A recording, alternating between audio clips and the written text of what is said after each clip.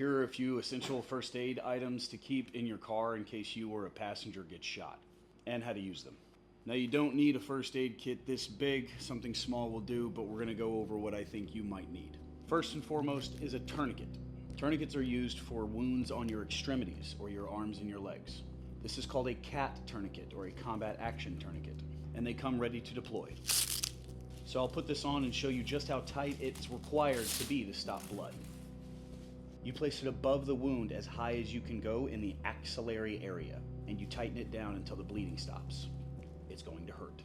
Once it is tight enough, secure the windlass inside of this area here, and write the time that you place the tourniquet on the body.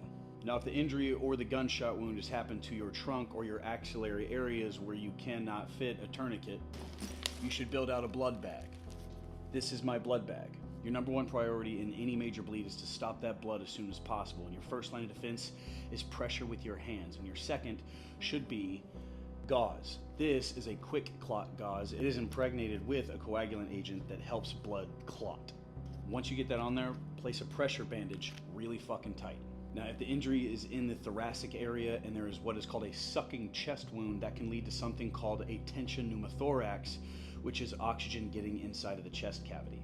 To stop that from happening, you use a chest seal. This one has a vent. There are tons of different chest seals. A lot of them are very affordable. Now, in my first aid kit, I carry an airway bag and a full oxygen tank with BVMs or bag valve masks. It's to help the flow of oxygen and to secure airways. That's great to have, but it's not necessary for what we're talking about today. When assessing a trauma patient like we're talking about here, the most important thing is blood. Bleeding, airway, and then circulation. Stop the blood, secure the airway, ensure circulation. CPR is now hands-only CPR. You do not have to provide oxygen or breath. If you guys are interested, I'll do another video on how to do CPR. Do your own research on how to build your own first aid kit. A lot of this is super available and affordable. I got a lot of this on Amazon. I love you guys.